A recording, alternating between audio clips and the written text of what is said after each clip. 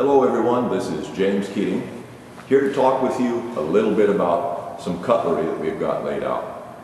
This isn't my entire collection, it's just some specific pieces that I brought forth today. Share some ideas, some thoughts, some of the nice production as well as custom-made knives that I have in my collection. We're thinking about doing this on a semi-regular basis. Just sharing some insights both historically as well as about makers and use of specific weapons that I have in my collection. I have a few knives, as some of you may know. Of course, I say that jokingly. I have a shitload of knives. So anyway, this one is one of the smaller fighters. This is called an attack. My initials JAK, so we called it a Jack Attack since it's my design. The Jack Attack is a very aggressive design, contoured cutter. It has a great feel whether it's in reverse grip, edge in, edge back, and or standard grip. It has a very good feel.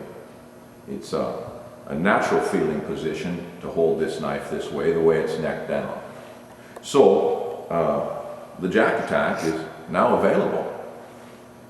And if you are interested in a small, aggressive fixed blade like this, just give me a call.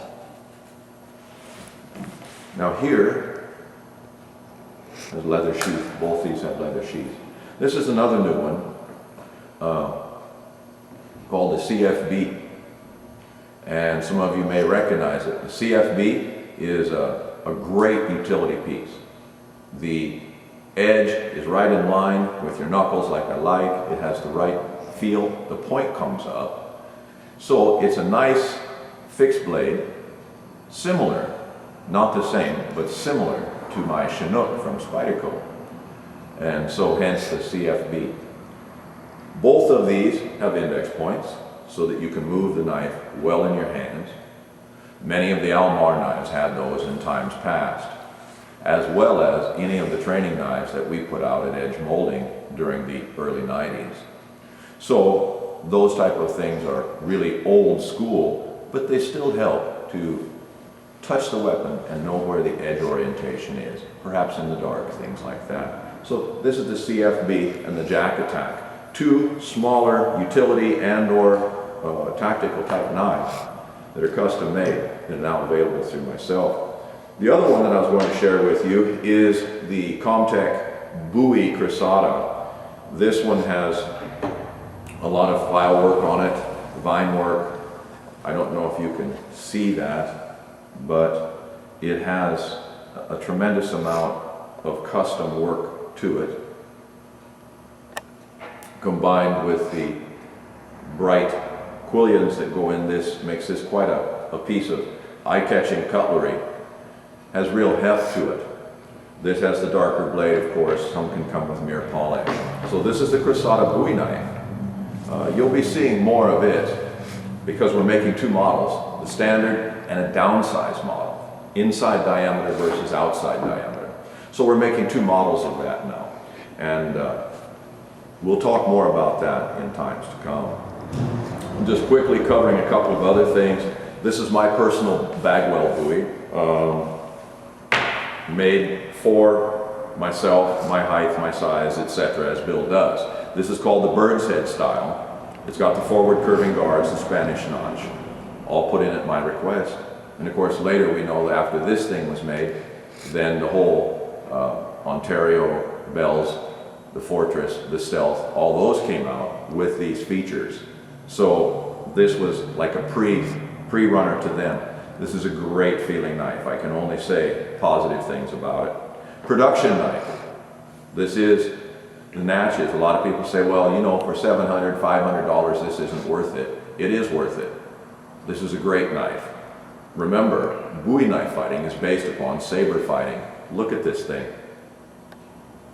Baby saber. The curvature makes this ideal for what we do. And now you can get two versions of it, so that's up to you which one you choose, but I like it. Atlanta Cutlery, the Mexican Bowie. Look at this, nice sheath work. This thing is a little, like a little jet it's a little piece of fury in your hands. It's a wonderful Bowie knife for the price, believe me.